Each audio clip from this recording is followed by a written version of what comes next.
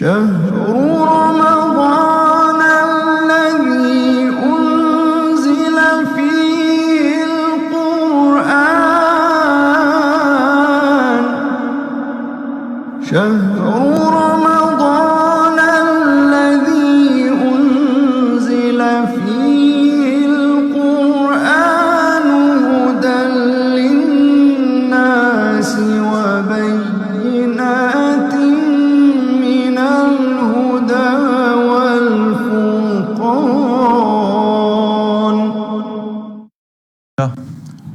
الحمد لله وحده والصلاة والسلام على من لا نبي بعده. أما بعد فأعوذ بالله من الشيطان الرجيم. بسم الله الرحمن الرحيم. ألف لام را تلك آيات الكتاب المبين إنا أنزلناه قرآنا عربيا لعلكم تعقلون. نحن نقص عليك أحسن القصص بما أوحينا إليك هذا القرآن وإن كنت من قبله لمن الغافلين. صدق الله العظيم. رب اشرح لي صدري ويسر لي أمري واحلل عقدة من لساني يفقهوا قولي واجعل لي وزيرا من أهلي آمين یا رب العالمین. جیسا کہ آپ کے علم میں ہے، کل ہم نے سورہ ہود پڑھی تھی اور اس کے بعد وقت کی کمی کی وجہ سے ہم نے سورۃ الرعد پڑھی تھی. سورہ یوسف کو ہم نے اسکپ کیا تھا کہ آج ہم پہلے سیشن میں سورہ یوسف سے آغاز کریں گے. تو بالکل ابھی سورہ یوسف کی پہلی آیت سے پڑھ رہے ہیں. بسم اللہ الرحمن الرحیم. الف لام را حروف مقطعات ہیں. تلک آیات الکتاب المبین، یہ واضح کتاب کی آیات ہیں. انا انزلناہ قرآنا عربیا، بے شک ہم نے اسے قرآن عربی بنا کر نازل کیا ہے. لعلکم تعقلون، تاکہ تم سمجھ سکو. یہاں عربی زبان کے حوالے سے دو تین باتیں سمجھ لیجیے گا. اللہ تعالیٰ کی صفات لامحدود ہیں، اسی طرح اللہ تعالیٰ کے متکلم ہونے کی صفت بھی لامحدود ہے. اللہ کا کلام انتہائی خوبصورت اور اس انتہائی جامع اور انتہائی فصیح و بلیغ ہے، اس میں کوئی شک نہیں. عربی زبان میں اللہ تعالیٰ نے قرآن مجید کو نازل کیا اور اس عربی میں بھی خاص طور پر اللہ تعالیٰ نے اس بات کو ملحوظ خاطر رکھا ہے کہ وہ یہ کلام فصاحت و بلاغت کے اعتبار سے بھی کسی طور کم نہ ہونے پائے اور یعنی اپنی فصاحت و بلاغت بھرپور رکھنے کے باوجود کہیں کسی شخص کے لیے مشکل اور نہ سمجھ میں آنے والا بھی نہ بن جائے. یعنی عام طور پر ہوتا ہے کہ جب کوئی انسان کلام کر رہا ہو، متکلم ہو، اور پھر وہ کلام کرتے ہوئے اپنی فصاحت و بلاغت کا اظہار کرے تو الفاظ اتنے مشکل ہو جاتے ہیں کہ سامنے والوں کو سمجھنا بھی ممکن نہیں رہتا.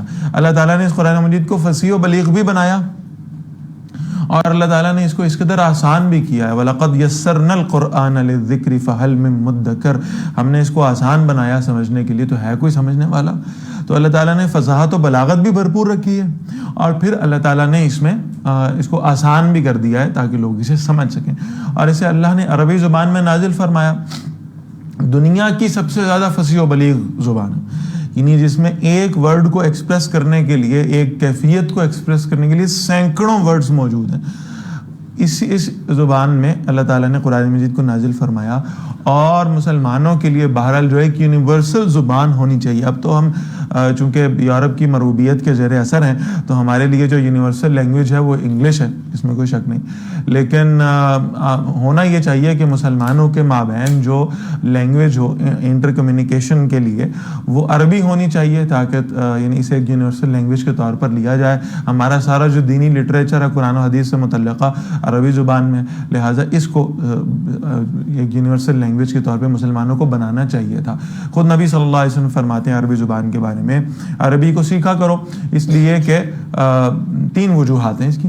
نمبر ایک، اللہ تعالیٰ نے اپنا کلام عربی زبان میں نازل کیا ہے، اور دوسری بات آپ صلی اللہ علیہ وسلم نے فرمایا میری زبان عربی ہے، یعنی آپ صلی اللہ علیہ وسلم کی احادیث وہ بھی عربی زبان میں. اور فرمایا تیسری وجہ یہ ہے کہ جنت کی زبان بھی عربی ہوگی، اہل جنت جو ہے وہ عربی زبان میں گفتگو کریں گے انشاءاللہ. نبی صلی اللہ علیہ وسلم ہم آپ پر ایک بہت عمدہ قصہ بیان کر رہے ہیں، بہت خوبصورت قصہ. یہ ذہن میں رکھیے گا، قرآن مجید میں بہت سارے قصے اور بیان ہوئے ہیں. یہ قصے پورے قرآن مجید میں مختلف جگہوں پر موجود ہیں. ہم نے دیکھا ہے قصہ آدم و ابلیس کتنی جگہوں پر پھیلا ہوا ہے. اسی طرح حضرت عیسیٰ علیہ السلام کا تذکرہ, حضرت موسیٰ علیہ السلام کا تذکرہ, حضرت صالح علیہ السلام کا تذکرہ, حضرت شعیب علیہ السلام کا تذکرہ, یہ انبیاء علیہ السلام کے تذکرے. پھر حضرت نوح علیہ السلام کا تذکرہ سب سے زیادہ. یہ پورے قرآن مجید میں مختلف صورتوں میں مختلف اسلوب کے ساتھ آپ کو یہ واقعہ ملے گا. بلکہ خود حضرت ابراہیم علیہ السلام کا جو قصہ ہے یہ مختلف حصوں میں موجود ہے. کچھ حصہ سورۃ الانبیاء میں آیا, پھر کچھ سورہ صافات میں آیا, یعنی مختلف انداز سے اللہ تعالیٰ نے اس واقعے کو بیان فرمایا.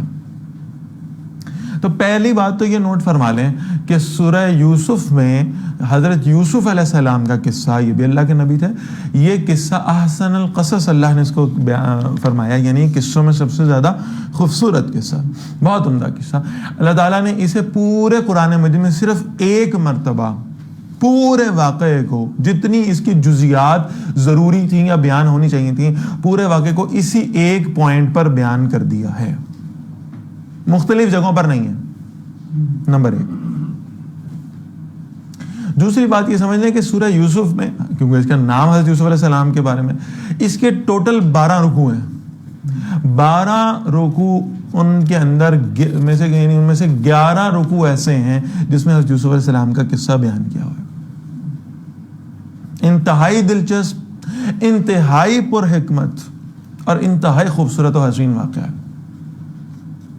اور بعض روایت ایسی آتی ہیں کہ مکی دور کے آخر میں چونکہ سورہ مبارکہ نازل ہوئی ہے تو پورا واقعہ ایک نشست میں نازل کیا گیا ہے, ایک ہی وقت میں پورا واقعہ سنایا گیا. اور شان نزول اس سورہ مبارکہ کا یہ بڑا سمپل تھا, یہ ہم آگے پڑھیں گے بھی انشاءاللہ, کہ مشرکین مکہ نے اصل میں یہود سے یہ پوچھا تھا کہ ہمیں کوئی ایسے سوالات بتائیے جن سے ہم نبی صلی اللہ علیہ وسلم کو لاجواب کر سکیں, اور ہم یہ بتا سکیں کہ آپ کا معاملہ جو ہے نا وہ آپ کو معلوم نہیں ہے کچھ بھی. موسیٰ علیہ السلام کے واقعات تو سنا دیتے ہیں, شعیب علیہ السلام کے بھی, صالح علیہ السلام کے بھی, یعنی پچھلے انبیاء علیہ السلام کے واقعات تو سنا دیتے ہیں آپ صلی اللہ علیہ وسلم. تو آپ ہمیں کوئی ایسے سوالات بتائیں کہ ہم ان سے سوال پوچھیں اور آپ صلی اللہ علیہ وسلم لاجواب ہو جائیں. یہود نے اس پر ان کو ایک کوشچن دیا, ایک ہی سوال تھا اس میں, اور وہ سوال یہ تھا کہ ہمیں یہ بتائیے کہ بنی اسرائیل کا فلسطین سے مصر کی طرف ہجرت کا اصل میں سبب کیا تھا. اہل عرب کو نہیں پتا تھا فلسطین سے مصر کیوں گئے. یوسف علیہ السلام مصر میں تھے, فلسطین میں تھے, پیدا وہاں ہوئے, یعقوب علیہ السلام کی اولاد ہے, اور بادشاہ بنے مصر کے. یہ کیسے ہوا, بس یہ بتا دیں. اس سوال کے جواب سے اہل عرب ناواقف تھے. یہ سوال پھر مشرکین مکہ نے یہود کے بہاف پر پوچھا ہے نبی اکرم صلی اللہ علیہ وسلم پر, اور اس سوال کے جواب میں پھر سورہ یوسف نازل ہوئی ہے جس میں پورا واقعہ بیان کر دیا گیا کہ یہ فلسطین سے مصر تک کا سفر کیسے طے کیا گیا ہے, اس کے اندر جو واقعات تھے, جو سیریز آف ایونٹس تھے, وہ کیسے ہوئے. یہ پورا واقعہ یہاں اس شان نزول کے اعتبار سے یہاں گیا. حضرت یوسف علیہ السلام کا بھی میں مختصر تعارف عرض کر دیتا ہوں. حضرت یوسف علیہ السلام حضرت یعقوب علیہ السلام کے بیٹے تھے, حضرت اسحاق علیہ السلام کے پوتے تھے, اور حضرت ابراہیم علیہ السلام کے پڑ پوتے تھے. حضرت ابراہیم علیہ السلام کے بیٹے حضرت اسحاق علیہ السلام, حضرت اسحاق علیہ السلام کے بیٹے حضرت یعقوب علیہ السلام. کل ہم نے آیات میں پڑھا تھا کہ حضرت ابراہیم علیہ السلام کو اکٹھی بشارت دی گئی ہے, بیٹے کی بھی اور پوتے کی بھی. اسحاق علیہ السلام بیٹے اور یعقوب علیہ السلام پوتے. وَوَهَبْنَا لَهُ إِسْحَاقَ وَيَعْقُوبَ, ہم آپ کو یعنی عطا فرمائیں گے اسحاق بھی اور یعقوب بھی علیہ السلام. بیٹے اسحاق علیہ السلام ہیں, پوتے یعقوب علیہ السلام ہیں. یعقوب علیہ السلام کے بیٹے ہیں یوسف علیہ السلام. یعنی اگر آپ شجرہ نسب کے اعتبار سے دیکھیں تو ایسا خوبصورت شجرہ نسب آپ کو کائنات میں کسی کا نہیں ملے گا. یوسف علیہ السلام کی بات کر رہا ہوں کہ یوسف علیہ السلام نبی, ابن نبی, ابن نبی اور ابن نبی, 4 پشتوں میں انبیاء علیہ السلام موجود ہیں. یوسف علیہ السلام خود نبی ہیں, ان کے والد یعقوب علیہ السلام نبی ہیں, ان کے والد اسحاق علیہ السلام نبی ہیں, ان کے والد ابراہیم علیہ السلام نبی ہیں. حضرت یعقوب علیہ السلام کے کل 12 بیٹے تھے, اور بعض روایت میں آتا ہے کہ 10 بیٹے جو ہیں وہ ایک بیوی سے تھے اور 2 بیٹے ایک بیوی سے تھے. یہ جو 2 بیٹے تھے جو دوسری بیوی سے تھے, یہ سب سے چھوٹے تھے. ان میں سے ایک تھے یوسف علیہ السلام اور دوسرے بنیامین. اب حضرت یعقوب علیہ السلام کو بہرحال یہ ایک فطری معاملہ ہے کہ جو سب سے چھوٹے بچے ہوا کرتے ہیں ان سے محبت بھی زیادہ ہوتی ہے، ان کا لاڈ بھی زیادہ ہوتا ہے، سب سے چھوٹے ہوتے ہیں، لہذا چھوٹے ہونے کے اعتبار سے بہرحال یہ کہ حضرت یعقوب علیہ السلام سے محبت بھی کیا کرتے تھے، اس میں کوئی شک نہیں۔ اس محبت کی وجہ سے یوسف علیہ السلام کے جو بعض سوتیلے بھائی تھے ان کو یہ گمان گزرا کہ یعقوب علیہ السلام ابا جی جو ہیں وہ ہمارے اوپر زیادہ توجہ نہیں دیتے، یوسف پہ دیتے ہیں علیہ السلام۔ اچھا یہ دونوں چھوٹے تھے، یوسف بھی اور یعقوب بھی، اور یوسف بھی اور بنیامین بھی۔ اچھا یوسف علیہ السلام بھی چھوٹے ہیں اور بنیامین بھی چھوٹے ہیں، لیکن ان بھائیوں کو جو سب سے زیادہ خدشہ ہوا ہے وہ یوسف علیہ السلام سے ہوا ہے، اس لیے ان 12 کے 12 بھائیوں میں اللہ تعالیٰ نے بہت زیادہ خوبصورتی اور حسن عطا فرمایا تھا یوسف علیہ السلام کو، بے تحاشا حسن تھا۔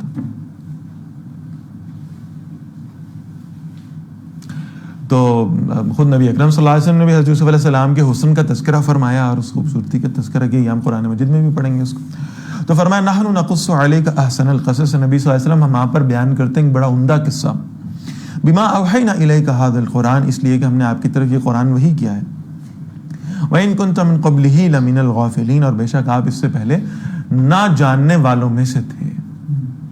پھر دوبارہ عرض کر رہا ہوں، جب ہم قرآن مجید کا ترجمہ کرتے ہیں اور اس میں نبی صلی اللہ علیہ وسلم کے لیے کچھ الفاظ استعمال کیے گئے اللہ کی جانب سے، ان کا جب ہم ترجمہ کرتے ہیں تو یہ یوزول ترجمہ نہیں ہوگا، ہمیں یہ دیکھنا پڑے گا کہ کس ذات کے بارے میں بات ہو رہی ہے، اس ذات کی عظمت اور شان کیا ہے، اس کی رفعت اور بلندی کیا ہے، اور ہم اس کے لیے کون سے الفاظ سوٹیبل ہیں جو استعمال کر سکتے ہیں یا نہیں کر سکتے۔ اللہ تعالیٰ نے تو عربی میں الفاظ استعمال کیے، ان کا ایک معنی تو نہیں ہے نا۔ اب مثال کے طور پر یہاں غافل کا لفظ ہے، تو غافل کے لفظ کا ہمارے ہاں تو معنی کیا ہے کہ غفلت میں پڑ جانے والا، لیکن عربی میں اس کے بہت سارے معنی، لہٰذا ہم وہ سوٹیبل ترجمہ کریں گے جو نبی اکرم صلی اللہ علیہ وسلم کی ذات میں، آپ صلی اللہ علیہ وسلم کی شان میں کسی قسم کی کمی کا باعث نہ بن جائے۔ وَإِن كُنْتَ مِن قَبْلِهِ لَمِنَ الْغَافِلِينَ، اے نبی صلی اللہ علیہ وسلم اس سے پہلے آپ اس واقعے کے بارے میں نہیں جانتے تھے، دیٹس اٹ۔ غافل یا غفلت میں پڑ جانا، اس طرح کا ترجمہ نبی صلی اللہ علیہ وسلم کے لیے سوٹیبل ہرگز نہیں، اس سے پہلے آپ اسے نہ جاننے والوں میں سے۔ اذ قال یوسف لأبیہ، یاد کیجئے جب یوسف علیہ السلام نے کہا اپنے والد سے یعنی یعقوب علیہ السلام سے، یا ابتی انی رأیت احد عشر کوکبا، ابا جان میں نے خواب میں دیکھا 11 ستارے ہیں، والشمس اور سورج ہے، والقمر اور چاند ہے، رأیتہم لی ساجدین، میں نے دیکھا ہے کہ یہ مجھے سجدہ کر رہے ہیں۔ اب یہاں ذرا 2 باتیں سمجھ لیں۔ پہلی بات عرض کر دوں، یہ جو خواب ہے نبی صلی اللہ علیہ وسلم نے خوابوں کو وحی کا 46واں حصہ قرار دیا ہے کہ اگر خواب ہو اور واقعی سچا ہو اور اللہ کی جانب سے آیا ہو، یہ تو بہرحال یہ کہ خوابوں کی تعویل جو ہے اس کا علم یہ بھی اللہ تعالیٰ کی طرف سے خاص علم ہے، اللہ تعالیٰ اپنے خاص بندوں کو عطا فرماتے ہیں۔ خواب انسان کو کسی بھی وجہ سے آ سکتے ہیں، بعض اوقات یہ بھی ہے کہ بد ہضمی ہوئی ہوتی ہے تو کوئی نہ کوئی ایسی الٹی پلٹی چیز جو ہے وہ خواب میں انسان کو نظر آتی ہے، اس کی جو سلیپ ہے، اس کی جو نیند ہے وہ سکون والی نہیں ہوتی اور وہ کچھ ایسے ہی دیکھ لیتا ہے۔ اور کچھ لوگ ایسے ہیں جنہیں واقعتاً خواب آتے ہیں اور خواب کو وحی کا 46واں حصہ قرار دیا گیا، بلکہ ایک حدیث مبارکہ ایسی آئی ہے کہ اللہ تعالیٰ نے وحی کے یعنی اشارہ دینے کے باقی تمام جتنے ذرائع تھے ان کو بند کر دیا سوائے خوابوں کے۔ سچے خواب اب بھی اپنی جگہ پر موجود ہوں گے۔ اس بات پر ایک کوسچن مارک بہرحال ذہن میں آتا ہے کہ وہ خواب سچا ہے یا نہیں ہے، یہ وہ لوگ بتا سکتے ہیں جو خوابوں کی تعویل کا علم رکھتے ہیں، ہر شخص کے پاس یہ علم بھی نہیں ہے۔ اور اس میں بہت زیادہ یہ بات میٹر کرتی ہے کہ ایک چیز ایسی ہے جس کے بارے میں آپ ریگولرلی سوچے جا رہے تھے، آپ کے شعور میں وہ شے موجود تھی، اور جب آپ سوئے ہیں تو آپ کے وہ شعور سے لاشعور میں گئی اور وہی شے خواب بن کر آپ کے سامنے آ گئی، ایسی بھی کیفیت ہو سکتی ہے۔ لیکن اللہ تعالیٰ کی طرف سے سچے خوابوں کا سلسلہ جو ہے وہ اب بھی جاری ہے، الہام اور کشف کے ذریعے سے جو ہے نا وہ یعنی وہ خواب بن جاتے ہیں، خواب دکھائے جاتے ہیں اللہ کے بندوں کو، اور پھر جو لوگ ان خوابوں کی تعویل کا علم رکھتے ہیں وہ بتاتے ہیں کہ ان خوابوں کا مطلب کیا تھا۔ اس پر کتابیں لکھی جا چکی ہیں، علماء کو پڑھائی جاتی ہیں، باقاعدہ بتایا جاتا ہے کہ خوابوں کی تعویل جو ہے وہ کیسے کرنی۔ تو یوسف علیہ السلام خواب دیکھیں۔ اچھا پھر ایک بات اور یہاں نوٹ کرا دوں، یہ ذہن میں رکھ لیجئے گا، کہ پوری کائنات میں صرف اور صرف نبی وہ ہستی ہوا کرتے ہیں کہ جن کا خواب دین میں حجت اور دلیل کے طور پہ پیش کیا جائے. اس کے علاوہ کسی کا خواب دین میں حجت نہیں ہو سکتا, دلیل نہیں ہو سکتا. کسی نیک آدمی کا, کسی زاہد, عابد, متقی, پرہیزگار, ولی اللہ, حتیٰ کہ کسی صحابی کا خواب بھی دین میں حجت نہیں ہے. نوٹ کر لیں یہ بات, صرف نبی کا خواب. حضرت بلال رضی اللہ عنہ کو, حضرت ابوبکر رضی اللہ عنہ کو اور بعض دوسرے صحابہ کو جب یہ خواب آیا نا اذان دینے کے طریقے کے اعتبار سے, تو اسے حجت نہیں بنایا گیا, بلکہ انہوں نے وہ خواب آ کر رسول اللہ صلی اللہ علیہ وسلم کی خدمت میں عرض کیا ہے کہ ہمیں یہ خواب آیا اور ہمیں ایسے اذان کا طریقہ نظر آیا. پھر اللہ کے رسول صلی اللہ علیہ وسلم نے صرف مہر ثبت فرمائی ہے کہ ہاں یہ طریقہ ٹھیک ہے, اللہ ہی کی جانب سے ہے, پھر اسے اذان کا طریقہ بنایا گیا ہے. تو خواب نبوت کا حصہ ہیں, اور نبی علیہ السلام کو آنے والے جو خواب ہیں وہ وہی ہیں اللہ کی جانب سے, اور وہ دین میں حجت ہے. اسی لیے آپ دیکھتے ہیں آج کوئی شخص اگر دیکھے رات کو سوتے ہوئے کہ وہ اپنے بیٹے کے گلے پہ چھری چلا رہا ہے, تو قطعاً اس کے لیے جائز نہیں ہے کہ صبح اٹھ کر یہ کام کرے. لیکن جب حضرت ابراہیم علیہ السلام نے خواب میں یہ دیکھا تو یہ اللہ کی جانب سے حکم تھا, he has to do that, نہیں کرنا تھا. اسی طرح سورۃ الفتح میں ہم پڑھتے ہیں نبی اکرم صلی اللہ علیہ وسلم نے خواب دیکھا ہے کہ آپ صلی اللہ علیہ وسلم اور آپ کے ساتھی جو ہیں وہ احرام کی حالت میں اور عمرے کے لیے جو ہے نا وہ روانگی ہے. تو اللہ کے رسول صلی اللہ علیہ وسلم اس خواب کو اللہ کی طرف سے حکم سمجھا کہ اللہ کی جانب سے یہ اشارہ دے دیا گیا ہے کہ اب آپ عمرے پر روانہ ہوں گے تو ہمیں جانا چاہیے, اور تیاری کی اور چل پڑے. وہ الگ بات ہے کہ اس وقت صلح حدیبیہ ہوئی, اس سال میں عمرہ نہیں ہو سکا, لیکن اگلے سال عمرہ ہوا ہے. ثابت ہوتا ہے کہ نبی اکرم صلی اللہ علیہ وسلم کو جو خواب دکھایا گیا تھا بالکل سچا تھا. تعویل کا فرق ہوا ہے. آپ صلی اللہ علیہ وسلم یہ سمجھیں کہ یہ اسی سال عمرہ ہے, اور اللہ تعالیٰ کی طرف سے وہ معاملہ یہ تھا کہ عمرہ اس سال نہیں بلکہ اگلے سال کریں گے آپ. بس اتنا فرق ہوا, لیکن خواب سچا تھا. اب یوسف علیہ السلام خواب دیکھ رہے ہیں, اور وہ خواب کیا ہے؟ انی رأیت احد عشر کوکبا والشمس والقمر. اچھا پھر یہاں نوٹ فرمائیں, یہ خواب کس سے ڈسکس ہو رہا ہے؟ یا ابتی, اے میرے ابا جی. آج ہم جس جنریشن میں بیٹھے ہوئے ہیں, اللہ کے رسول فرماتے ہیں صلی اللہ علیہ وسلم, جب فتنوں کا دور آئے گا تو انسان کی دوستی اس کے باپ سے زیادہ, اسے اپنے باپ سے زیادہ محبت اپنے دوستوں سے ہوگی, اس کی فرینکنس اپنے باپ سے زیادہ اپنے دوستوں سے ہوگی. اس میں قصور اولاد کا بھی ہے, باپوں کا بھی بڑا قصور ہے معذرت کے ساتھ. ہم نے اپنے بچوں کو اس طرح سے اپنے ساتھ اٹیچ کیا ہی نہیں, ہم نے ان سے ویسی محبت ہی نہیں کی جیسے ہمیں کرنی چاہیے تھی. ہم نے ابھی کبھی انہیں اپنا دوست نہیں بنایا. ہم نے ان پر روب جما کر سمجھا کہ بس میرے سے بڑا تو ہٹلر کوئی ہے ہی نہیں ہے, اور جیسے میرا حکم مانا جاتا ہے. اب جب تک وہ آپ کے زیر اثر ہیں اور جب تک وہ مجبور ہیں تب تک تو آپ کی بات وہ توان و کرہن مانتے رہیں گے, اور جیسے ہی وہ آپ کے اس اثر سے باہر نکلیں گے اس کے بعد وہ آپ کے ایسے نافرمان بنیں گے کہ وہ باپ کی شکل بھی دیکھنا گوارا نہیں کریں گے. یہاں یہ دیکھیے گا کہ وہ بہرحال باپ کے ساتھ ایک عزت و احترام کا رشتہ بھی ہے, محبت بھی ہے, فرینکنس بھی ہے. یوسف علیہ السلام کو خواب آیا ہے, اپنے والد محترم سے اس کو ڈسکس کریں, اور پھر اپنے باپ کے اوپر یہ اطمینان بھی ہے کہ اللہ کے نبی ہیں اور میں اپنا خواب ان سے ڈسکس کروں گا تو یہ مجھے اس کی صحیح تعویل بتائیں گے. یا آبتی انی رأیت, بے شک میں نے دیکھا ہے, احد عشر کوکبا, 11 ستارے دیکھیں, والشمس, اور سورج دیکھا, قمر, اور چاند دیکھا. پھر یہاں نوٹ فرما لیں, انتہائی خوبصورت مثال. یہ جو 11 ستارے تھے یہ کون تھے؟ 11 بھائی تھے. ٹوٹل 12 تھے نا, یوسف علیہ السلام خود الگ ہیں اور باقی پیچھے رہ گئے 11. تو یہ 11 ستارے. والشمس, اور سورج ہے, والقمر, اور چاند بھی ہے. اب پھر یہاں نوٹ کر لیں, 11 ستارے ہیں. ہم جب بھی حضرت یوسف علیہ السلام کا قصہ پڑھنے لگتے ہیں, چونکہ یہ ایک واقعہ ہے اور ہمیں عادت ہے موویز دیکھنے کی, ڈرامے دیکھنے کی, اور یعنی سٹوریز سننے کی, ہمارے نزدیک ہر مووی کے کچھ لازمی اجزاء ہیں. اور وہ اجزاء کیا ہیں کہ ہر مووی کے اندر ایک ہیرو ضرور ہوگا, اور ہر مووی کے اندر ایک ویلن ضرور ہوگا, اور ساری مووی میں ہم یہ ایکسپیکٹ کرتے ہیں کہ ویلن جو ہے وہ ہیرو کی مخالفت کرے گا, اور پھر اینڈنگ جو ہے نا, ہیپی اینڈنگ جس مووی کی ہوگی وہ یہ ہوگی کہ ہیرو اس ویلن کو ہرا دے گا. اب آخر میں تو یہ معاملہ ہوا ہے کہ یوسف علیہ السلام کے بھائیوں نے ان سے معذرت کی جو کچھ انہوں نے کیا تھا، اور ان کی غلطیوں کو بھی اسپیسیفائی کیا گیا، اس میں کوئی شک نہیں ہے. لیکن یہاں یہ دیکھیے گا کہ یہاں 11 ستاروں سے تشبیہ کس کو دی گئی ہے؟ ان 11 بھائیوں کو. بہرحال یہ اللہ کے نبی کی اولاد تھے، اور کہیں یہ نہیں لکھا کہ شرک کرنے والے تھے، کہیں نہیں لکھا کہ اپنے باپ کی مخالفت کرنے والے تھے، کہیں نہیں لکھا کہ نبوت کی مخالفت کرنے والے تھے، ایسا کچھ بھی نہیں. یہ 11 ستارے یوسف علیہ السلام کے وہ 11 بھائی تھے. بس ایک نیچرل فیلنگ تھی جو بھی آگے میں انشاءاللہ ایکسپلین کروں گا کہ وہ کیا فیلنگ تھی.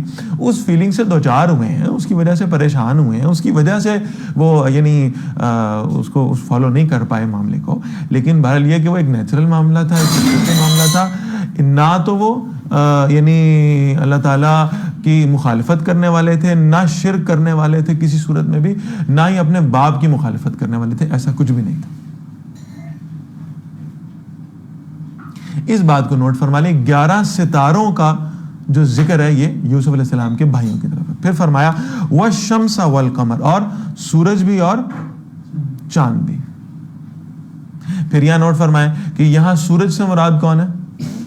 باپ ہے، یعقوب علیہ السلام ہے، اور چاند سے مراد والدہ ہے.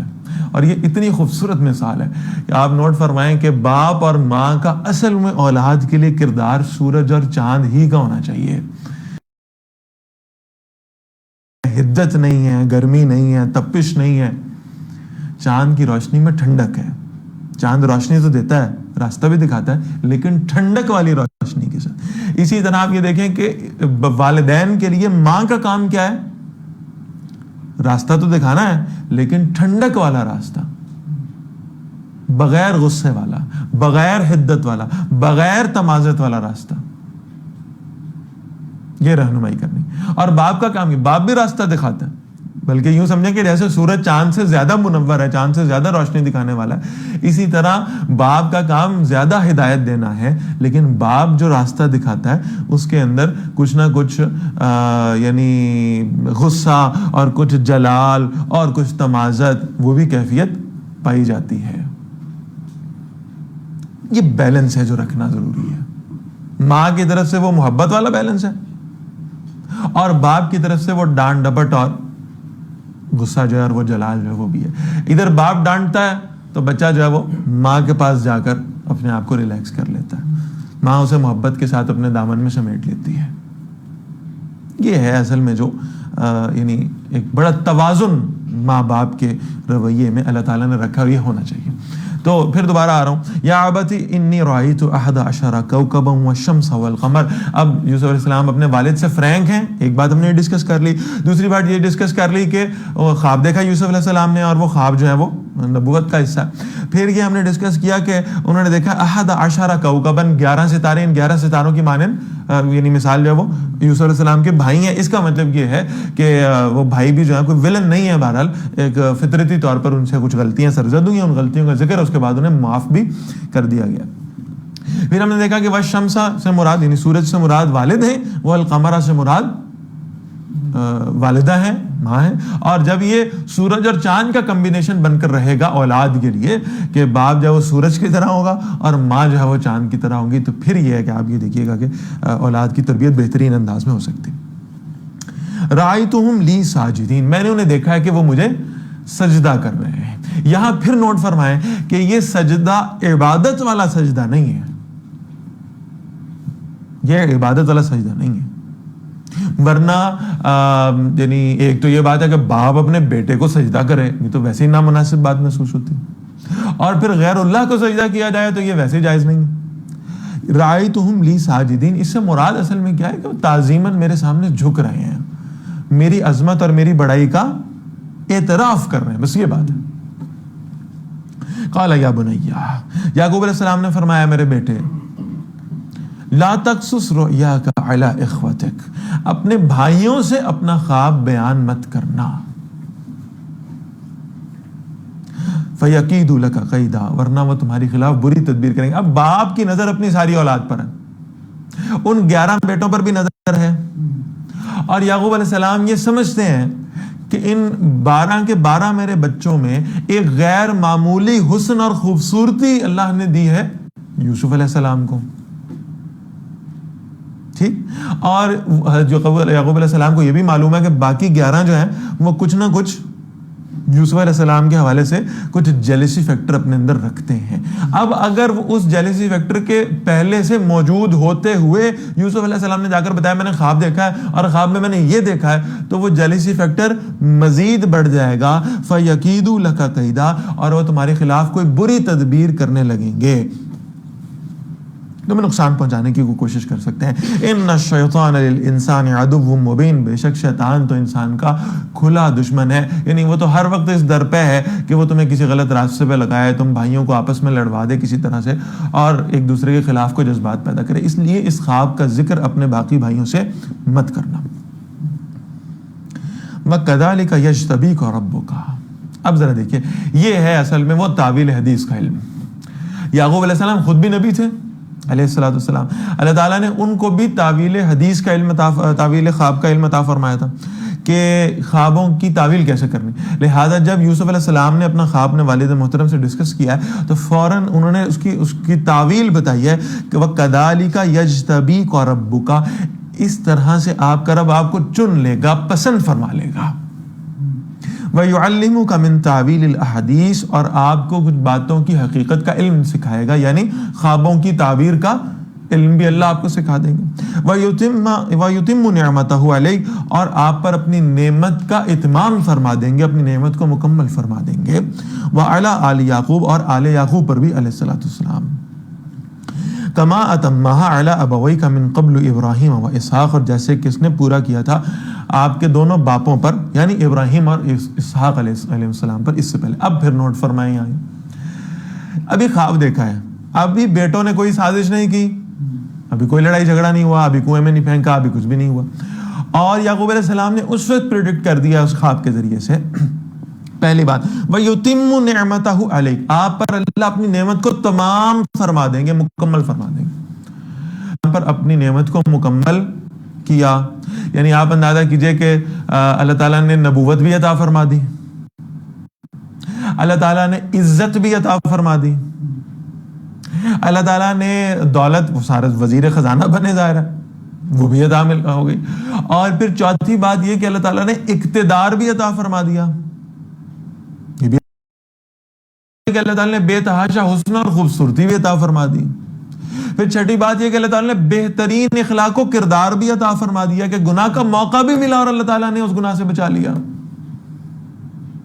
دیکھ رہے ہیں, یہ سب کی سب چیز. اور پھر وہ جو یعنی فار دا ٹائم بینگ جو پارشلی جو خلاف ہو گئے تھے لوگ, اللہ تعالیٰ نے ان کو بھی سامنے لا کر عاجز کر دیا. یہ ہے اس کا مطلب وَيُتِمُّ نِعْمَتَهُ عَلَيْكَ, اللہ تعالیٰ آپ پر اپنی نعمت کو تمام فرما دیں گے. یعقوب علیہ السلام نے پہلے حضرت یوسف علیہ السلام کے بارے میں پریڈکٹ کر دیا تھا. وَعَلَىٰ آلِ یعقوب, اب پھر رک جائیں ذرا, اللہ تعالیٰ اپنی نعمت کو پورا کرے گا آل یعقوب پر بھی. یہ آل یعقوب کون ہے؟ یہ وہ 11 بھائی ہیں جنہیں ہم ولن سمجھتے ہیں. ابھی انہوں نے کیا کچھ نہیں ہے, لیکن یعقوب علیہ السلام پہلے کہہ رہے ہیں وَعَلَىٰ آلِ یعقوب, یعقوب علیہ السلام کی اولاد پر, یعنی باقی 11 بھائیوں پر بھی اللہ تعالیٰ اپنی نعمت کو پورا فرمائیں. غلطیاں ان سے ہوں گی, پھر غلطیوں کے بعد وہ معافی مانگیں, انہیں معاف کر دیا جائے گا. کما اتمها علی ابویک من قبل, جیسے کہ آپ کے باپ دادا پر, جیسے کہ آپ کے بزرگوں پر اللہ تعالیٰ نے اس سے پہلے اپنی نعمت کو مکمل کیا تھا. ابراہیم و اسحاق, ابراہیم علیہ السلام پر اور اسحاق علیہ السلام پر. اسحاق علیہ السلام دادا تھے یوسف علیہ السلام کے, اور ابراہیم علیہ السلام اللہ کے خلیل, یہ یوسف علیہ السلام کے پڑدادا تھے. ان ربک علیم حکیم. اب یہ عاجزی دیکھ لیں, یعنی خواب کی تعویل بھی بتا دی ہے اور ساتھ یہ بتا دیا ہے کہ بس اصل علم اور اصل حکمت تو اللہ ہی کے پاس ہے. ہم نے اپنے علم کے اکارڈنگ اس خواب کی تعویل بتا دی ہے, باقی اللہ تعالیٰ بہتر جانتے ہیں. اللہ تعالیٰ کے پاس ساری حکمتیں, اللہ تعالیٰ کے پاس سارا علم ہے کہ اللہ نے کس چیز کو کیسے پلان آؤٹ کرنا ہے. لقد كان في يوسف وإخوته آیات للسائلین, یقین یوسف علیہ السلام اور ان کے بھائیوں کے معاملے میں کئی عبرت کی نشانیاں ہیں پوچھنے والوں کے لیے. یہاں للسائلین سے مراد کون؟ وہ جو مشرکین مکہ آئے تھے اور جو سوال کر رہے تھے کہ یہودیوں کے بہاف پر کہ ہمیں بتائیں ذرا یہ سفر کیسے ہوا. تو بجائے اس کے, اب ذرا سن لیں اس بات کو بہت یعنی دھیان سے سمجھ لیں. انہوں نے سوال پوچھا جنرل نالج کا، جی کے کوشچن ہے نا یہ فلسطین سے مصر گئے، کیسے گئے، یہ ہوتے فلسطین میں تھے، پہنچ مصر میں گئے، وہاں جا کے آباد ہو گئے، یہ کیسے ہوا. یہ ایک جنرل نالج کا کوشچن تھا. جواب جو آیا ہے نا، اس نے صرف جنرل نالج کو فوکس نہیں کیا، اس نے فوکس کیا ہے ہدایت کو. آیات للسائلین، اس میں نشانیاں ہیں. صرف جنرل نالج کے اس سال میں یہاں سے بہت سمپل جواب دیا جا سکتا تھا کہ اصل میں پہلے یہاں رہتے ہوتے تھے، اس کے بعد اس سال میں یوسف علیہ السلام مصر چلے گئے، وہاں بادشاہ بنے، اور اس کے بعد یہاں کے ان کے گھر والے بھی اٹھ کے وہاں مصر آ گئے. اللہ خیر صلی اللہ. یہ 2 جملوں میں بات مکمل ہو سکتی تھی. 11 رکوع آئے ہیں، اور وہ 11 رکوع میں اس واقعے کو شروع کرنے سے پہلے اللہ نے بتا دیا کہ سوال کرنے والوں سے کہو اس کو سمجھیں، صرف جنرل نالج کے ان پوائنٹس پر غور و فکر کرنے کی بجائے اس سے ہدایت اخذ کرنے کی کوشش کریں. اور وہ ہدایت اتنی خوبصورت ہے، ہمارے پاس شاید اتنا وقت نہیں ہے کہ میں اس کو پوری طرح ایکسپلین کروں، کوشش کروں گا انشاءاللہ. لیکن یہ بات نوٹ فرما لیں کہ اتنی خوبصورت ہدایت موجود ہے کہ ایک ایک آیت ایسی ہے جو انسانی زندگی میں ہمیں بتا رہی ہے کہ ہم نے کیا کرنا ہے اور کیا نہیں کرنا، پروز اینڈ کونس کیا کیا ہیں، کن باتوں پر عمل کرنا ہے اور کن سے رک جانا. ایک ایک آیت، ایک ایک لفظ ہدایت ہے اس سورہ مبارکہ کا اور اس واقعے کا. اذ قالوا لیوسف واخوہ احب الی ابینا منا. اب اس کو بڑا نیچرلی لیجئے گا کہ بھائی بیٹھے ہوئے ہیں اور آپس میں ہیں. اب یہ 10 بھائی ہیں جو ایک بیوی سے ہیں، اور 2 بھائی ہیں جو دوسری بیوی سے، میں پہلے عرض کر چکا ہوں، یوسف علیہ السلام اور بنیامین. یہ باقی 10 آپس میں بیٹھے ہیں اور they were discussing کہ جی بس یہ لگتا ہے ابا جی کو نا یہ دونوں چھوٹوں پر بڑا ہی پیار آتا ہے، یوسف اور اس کے بھائی بنیامین پر بڑا پیار آتا ہے، یہ زیادہ پیارے ہیں ابا جی کو. وَنَحْنُ أُصْبَةٌ، حالانکہ ہم تو بڑا ایک جتھا ہے، بڑی جماعت ہے، بڑی، ہم تو 10 کے 10 ایک طرف ہیں، وہ 2 ہیں، ایک بیوی سے 10 ہیں، ایک سے 2 ہیں، تو یہ تو ہم تو 10 سگے ہیں.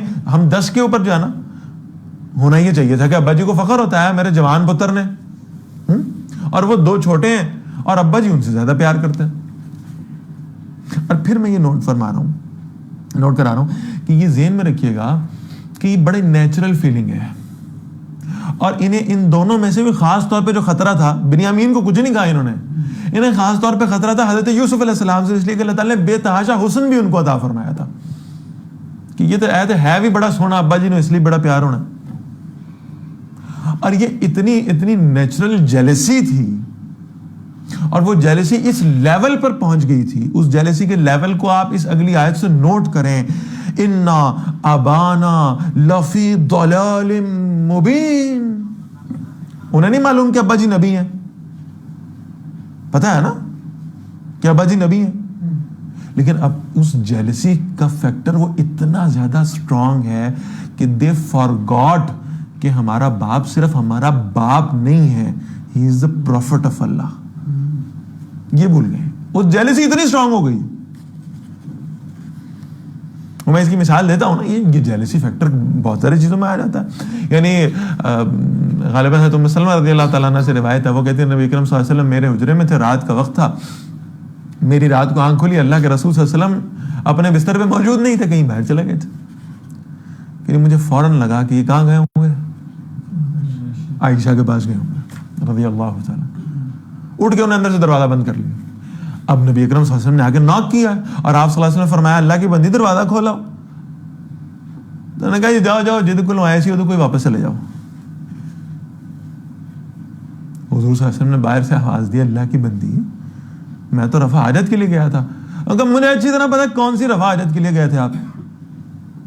پھر اللہ کے نبی صلی اللہ علیہ وسلم نے فرمایا اللہ کی بندی انی رسول اللہ، اور میں اللہ کا رسول ہوں، میں کیسے جھوٹ بول سکتا ہوں، میں کیسے بے عدلی کر سکتا ہوں، میں کیسے نا انصافی کر سکتا ہوں. Is it possible؟ اللہ کا رسول ہو اور کسی کا حق مار جائے، معاذ اللہ. اللہ کے رسولوں کو تو حقوق پورے کرنے کا، عدل و انصاف کرنے کا اللہ تعالیٰ ایسا ملکہ عطا فرماتے ہیں. میں روایت پڑھتا ہوں تو کام جاتا ہوں اللہ کی قسم. کہ نبی صلی اللہ علیہ وسلم کے بارے میں حضرت حلیمہ سے پوچھا گیا رضی اللہ تعالیٰ عنہ کہ نبی صلی اللہ علیہ وسلم کا معاملہ کیا تھا, بچپن میں آپ کے پاس رہتے تھے, آپ دودھ پلاتی تھی, کیا معاملہ تھا. اتنی عجیب روایت ہے کہ حضرت حلیمہ رضی اللہ تعالیٰ عنہ کہہ رہی ہیں کہ میں نے اپنے دو اطراف میں سے ایک طرف جو ہے نا حضور صلی اللہ علیہ وسلم کے لیے مخصوص کی تھی دودھ پلانے کے لیے, اور دوسری طرف سے میں اپنے سگے بیٹے کو دودھ پلاتی تھی. اور کبھی ایسا بھی ہوا کہ میں نبی صلی اللہ علیہ وسلم کو دوسری طرف سے دودھ پلانے کی کوشش کرتی تھی تو آپ اپنا منہ ہٹا لیا کرتے تھے. یہ میرے بھائی کا حق ہے, کیونکہ میں کیسے لے سکتا ہوں. یہ شیرخوار بچے ہونے کی عمر میں بات ہو رہی ہے. کسی نبی سے بے عدلی اور بے انصافی کا صدور نہیں ہو سکتا, لیکن یہ جیلسی فیکٹر اتنا زیادہ پرومیننٹ ہو گیا ان بھائیوں کے اندر. جیسے میں کہہ رہا ہوں کہ ازواج میں بھی بعض اوقات آیا کہ شاید حضرت عائشہ کے پاس گئے رضی اللہ تعالیٰ عنہ, حالانکہ انہیں معلوم ہے کہ آخری دنوں میں جب اللہ کے نبی صلی اللہ علیہ وسلم یعنی اپنی بیویوں کو جمع کیا ہے, پھر ان سے باقاعدہ آپ صلی اللہ علیہ وسلم نے پرمیشن لی ہے کہ میری طبیعت بہت خراب ہے, میں بیمار ہوں اور میرے شاید آخری دن ہے, تو اف یو الاؤ می تو میں عائشہ کے حجرے میں شفٹ ہو جاؤں. اور ان سب نے الاؤ کیا ہے, اور پھر نبی اکرم صلی اللہ علیہ وسلم جو ہے وہ شفٹ ہوئے, ورنہ آپ صلی اللہ علیہ وسلم چاہتے تو کیا نہ کر لیتے. تو یہ جیلسی فیکٹر بعض اوقات بلا دیتا ہے, بیویوں کے درمیان میں جیلسی فیکٹر ہو تو بلا دیتا ہے کہ ہمارا شوہر کون ہے. اور یہاں بیٹوں کے درمیان میں جیلسی فیکٹر ہوا, انہوں نے بھول گئے کہ ہمارے ابا جی کون ہیں, اللہ کے نبی ہیں بھائی. اور وہ جیلسی فیکٹر اتنا غالب آ گیا, اس نے بلا دیا کہ ابا جی نبی ہیں, اور وہ کیا الفاظ کہہ رہے ہیں, اِنَّ أَبَانَا لَفِي ضَلَالٍ مُبِينٍ, ابا جی تو بہت بڑی گمراہی میں مبتلا ہے, معاذ اللہ. ایسا نہیں تھا کہ وہ اللہ کے نبی کو گمراہی پہ سمجھتے تھے, وہ اصل میں بھول گئے تھے کہ ابا جی نبی ہیں. اب وہ صرف انہیں ابا کے طور پہ لے رہے ہیں, والد کے طور پہ لے رہے ہیں. ابا جی نے تو زیادہ پیار ہے نا. اب آپس میں مشورہ, کیا کریں بھائی, کیسے ابا جی کا دھیان ان سے ہٹے اور ہم پر آ جائے, کیسے ابا جی جو ہے نا ہمارے لاڈ اٹھانے لگ جائیں, کیسے ابا جی ہمیں پیار کرنے لگ جائیں. مشورہ ہوا, ایک نے کہا اچھا ایسا کرو, اقتلوا یوسف, اور یوسف نے قتل ہی کر دیو, او اطرحوہ ارضا, یا اسے کسی نا, اب ظاہر یہ ہے تو نبی کے بیٹے ہیں, کسی کے منہ سے نکلا بھی یار اس کو معاملے ختم کرو, سیاپا ہی مکاؤ, قتل ہی کر دو, تو دوسرے نے کہا ہوگا نہیں قتل نہ کرنا, تو قتل تو گناہ ہے بہت بڑا. اچھا او اطرحوہ ارضا, یا اسے کسی دور کی زمین میں پھینکاؤ, کسی جنگل ونگل میں چھوڑاؤ, وہیں سے کہیں گم جائے, کسی اور کے پاس چلا جائے. یخلو لکم وجہ ابیکم, تاکہ تمہارے باپ کا چہرہ تمہارے لیے خالص ہو جائے.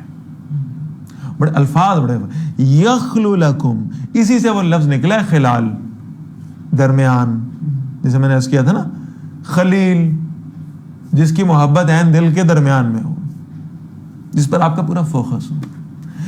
یخلو لکم وجہ ابیکم, ابا جی کا چہرہ, اس کا فوکس تمہاری طرف ہو جائے گا, ان کی رضامندی تمہارے لیے ہو جائے گی, وہ تمہارے اوپر کنسنٹریٹ کریں گے.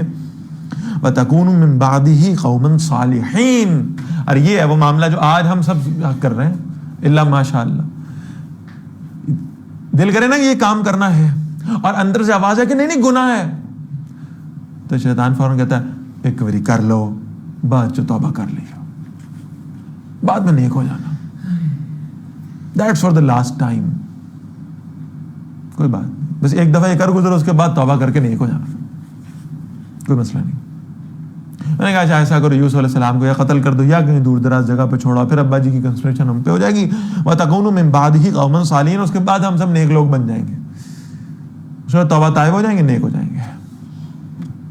قَالَ قَائِلٌ مِّنْهُمْ, ان میں سے کہنے والے نے کہا, لا تقتلوا یوسف, دیکھو یوسف علیہ السلام کو قتل نہ کرو. اب یہ جو کہنے والے تھے یہ بڑے بھائی تھے, اور بعض روایات میں ان کا نام یہودا آیا ہے, یہودا. اسی لیے آپ آگے دیکھیں گے کہ یہ جو بنی اسرائیل کی قوم چلی ہے اور اس کے بعد موسیٰ علیہ السلام کے پیروکار آئے, ان کی قوم ہی کا نام یہود رکھا گیا, اس لیے کہ یہ ذرا ان میں نرم دل آدمی تھے. انہوں نے مشورہ دیا لا تقتلوا یوسف, یوسف علیہ السلام کو قتل نہ کرو. وَأَلْقُوهُ فِي غَيَابَةِ الْجُبِّ, ایسا کرو اسے نا کسی اندھے کنویں میں ڈال دو. یلتقطہ بعض السیارہ، اسے کوئی قافلہ اٹھا کر لے جائے گا. ان کنتم فاعلین، اگر تم نے کچھ کرنا ہی ہے تو بس یہ کر لو. کوئی لے جائے گا اور پھر وہ اسے اپنے پاس رکھ لے گا. سام بھی مر جائے گا، لاٹھی بھی نہیں ٹوٹے گی. پوائنٹ ٹو بی نوٹڈ، یعقوب علیہ السلام کو یوسف علیہ السلام سے ایک خاص محبت تھی. حقوق میں ناانصافی کرنے والے اللہ کے نبی نہیں ہو سکتے. محبت کی ایک سے زیادہ ہو سکتی ہے. اس کی بالکل وہی مثال ہے جو خود رسول اللہ صلی اللہ علیہ وسلم ہاتھ اٹھا کر اللہ سے دعا کرتے تھے کہ یا اللہ عائشہ کے بارے میں مجھ سے سوال نہ کرنا، میں اپنی بیویوں میں عدل پورا کرتا ہوں لیکن عائشہ سے محبت زیادہ کرتا ہوں رضی اللہ تعالی عنہا. تو محبت اللہ کی جانب سے دی گئی. یعقوب علیہ السلام نے سارے بیٹوں میں عدل کرتے تھے. یوسف علیہ السلام سے زیادہ محبت تھی. اس کی وجہ صرف ان کی خوبصورتی نہیں تھی، اس کو نوٹ کر لیں. بھائیوں کا تو سارا دھیان جا رہا تھا کہ یہ کوئی ڈاڈے سونے ہیں اس لیے ابا جی کا پیار ان کے ساتھ زیادہ ہے. لیکن یعقوب علیہ السلام کی جو ان سے محبت تھی، اس محبت کی کئی وجوہات تھیں. یوسف علیہ السلام یعنی بہت زیادہ ذہین آدمی تھے، انٹیلیجنٹ.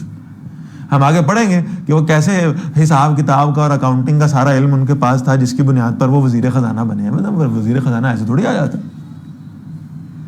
اور پھر اللہ تعالیٰ ان کو تعویل حدیث کا علم بھی دینا تھا. پھر ان کے لیے اللہ کی طرف سے اشارہ بھی اس خواب میں آ گیا تھا کہ اللہ نے انہیں فضیلت دینی ہے اور کسی کو تو نہیں ہے خواب آیا. یعقوب علیہ السلام یہ سمجھتے تھے. اور یوسف علیہ السلام انتہائی نیک کردار کے، انتہائی فرما بردار بیٹے تھے. اب حسن اور ظاہری خوبصورتی تو ایک شے تھی، اس کو تو شاید وہ اڈاپٹ نہ کر سکتے یوسف علیہ السلام کے بھائی. اس دور میں کوئی کریمیں بھی نہیں ہوتی تھیں، کوئی فیس پالش بھی نہیں ہوتی تھی، کوئی فیشل بھی نہیں ہوتے تھے کہ شاید اچھا چلو کوئی ایسے ٹریٹمنٹس کر کے، کوئی نیوٹریشنز بھی نہیں ہوتے تھے کہ ان سے کوئی مشورہ لے کے کوئی روٹی پانی بہتر کر لیں گے اور سونے ہو جائیں گے تو پھر شاید مقابلہ کر سکتے. یہ تو معاملہ تھا نہیں. اس ایک فیکٹر میں تو مقابلہ نہیں کر سکتے تھے. انہوں نے اسی ایک فیکٹر پہ کنسنٹریٹ کیا اور یوسف علیہ السلام کی باقی جتنی خوبیاں تھیں جن کی بنیاد پر ابا جی ان سے زیادہ پیار کرتے تھے، ان خوبیوں کو اپنانے کی طرف توجہ ہی نہیں کی. ہم بھی ابا جی کے فرما بردار ہو جائیں، ہم بھی دین کے ساتھ زیادہ محبت کرنے والے بن جائیں. ان خوبیوں کی طرف انہوں نے قطعاً غور نہیں کیا. بس یہ حسین بات ہے، ہم اس جیسے حسین نہیں بن سکتے لہٰذا اسے ختم کر دیتے ہیں. تو ایک بھائی نے کہا کہ نہیں ایسا کریں، آپ اسے کسی کنویں میں چھوڑیں، کوئی لے جائے گا اللہ اللہ خیر سے. اچھا اب مسئلہ یہ تھا کہ ابا جی کے سامنے بھی انہوں نے اپنے آپ کو سچا پروف کرنا تھا. اب آئے ہیں والد صاحب کے پاس. قالوا یا ابانا، تو کہنے لگے سارے مل کر ابا جی ما لک لا تامنا علی یوسف، آپ کو کیا ہو گیا ہے، آپ یوسف کے معاملے میں ہم پر اعتبار ہی نہیں کرتے. وَإِنَّا لَهُ لَنَاصِحُونَ، حالانکہ ہم تو ان کے واقعتاً خیر خواہ ہیں. ہم ساڈا چھوٹا بھرا ہے، ہم اتنی محبت کرتے ہیں ان کے ساتھ، اتنا پیارا ہے ہمارا بھائی، اور آپ ہم پہ اعتبار ہی نہیں کرتے. اور آپ اس وقت یوسف علیہ السلام کی جو عمر تھی جب یہ واقعہ ہو رہا ہے نا، تو روایت میں لکھا یوسف علیہ السلام کی عمر 17 سال تھی. 17 سال. اور اس زمانے میں 17 سال کا بچہ جو ہے وہ نابالغ ہوا کرتا تھا، بالغ نہیں تھا.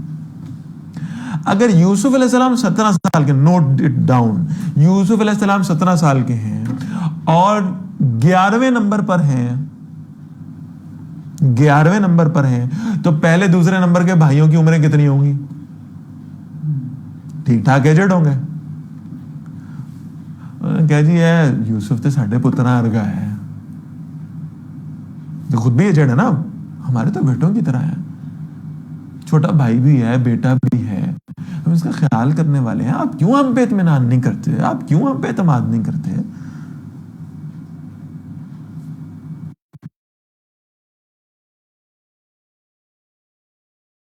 ارسلہ معنا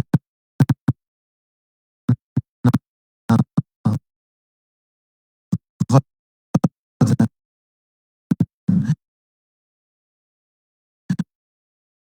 آپ کل اسے ہمارے ساتھ بھیجیں. اگر آپ کو ٹرسٹ ہے نا،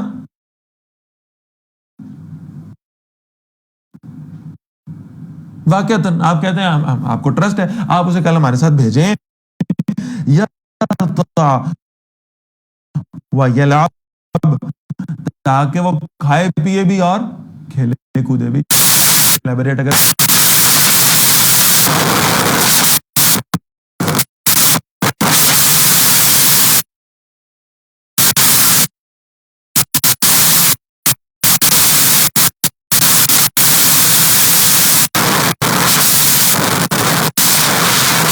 हो जाएगी तो बाहर की दुनिया भी देख ले।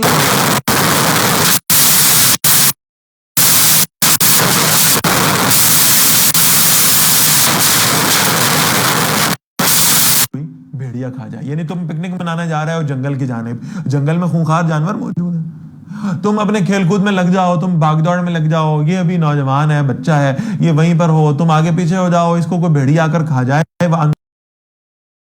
ये है अल्लाह के नबी का हिल्म। ये नहीं कहा कि मुझे डर है कि तुम ले जाकर ना तुम पहले इससे जेलस हो, तुम इसे नुकसान पहुंचाओगे, तुम इसे कत्ल ना कर दो, तुम इसे कुएं में ना फेंक दो, ये नहीं कहा है। बहुत नरम अल्फाज है, वअंतुम अन्हु गाफिलून, और ਤੁਹਾਡਾ ਧਿਆਨ ना होवे दे अल। आप कहीं बेध्यानी में हो, आप कहीं अपने अपने खेल कूद में लगे हुए हो और पीछे से इसको नुकसान पहुंचा दे तो फिर क्या होगा? वो भी तो बेटे ही थे ना। कालू, अब ये कहने लहु ज़ैब, अब्बा जी अगर यूसुफ अलैहिस्सलाम को कोई भेड़िया खा गया, व नहनु उसबतुन, ये हम हटे कटे भाई इसके, ये हम साथ जा रहे हैं, हमारे होते हुए, हम जवानों के होते हुए अगर इसको भेड़िया खा जाए,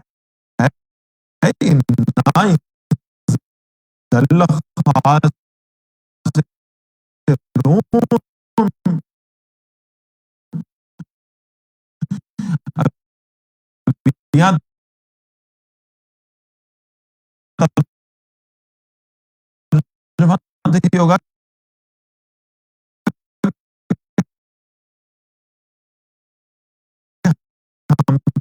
तो वाकई खसारा पाने वालों में से हो ना। इन्हीं लेकर देखें, वो साडे हुंदे साडे भरा नूं कोई नुकसान पहुंचा दे, वो फिटे मुंह तक साडा।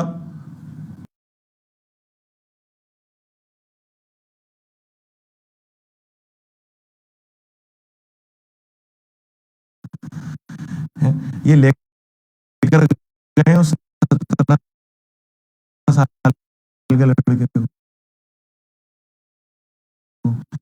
ले जाकर,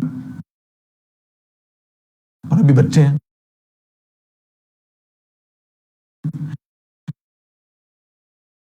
ले जाकर इनको कुएं के अंदर धक्का दे दिया,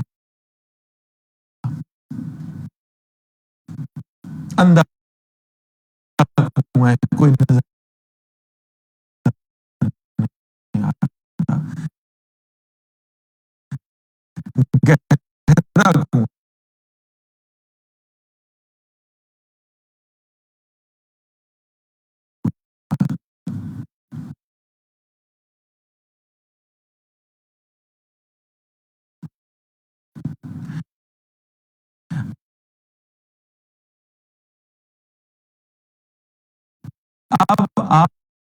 आप उस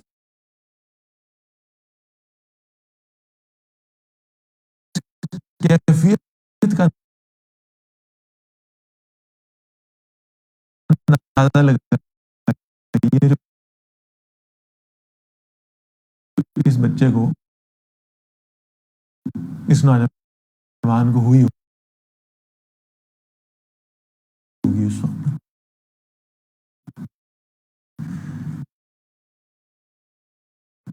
इस कुएं से बाहर निकलना मुमकिन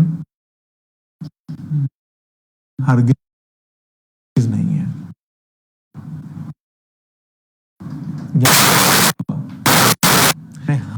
जब बिल्कुल अकेले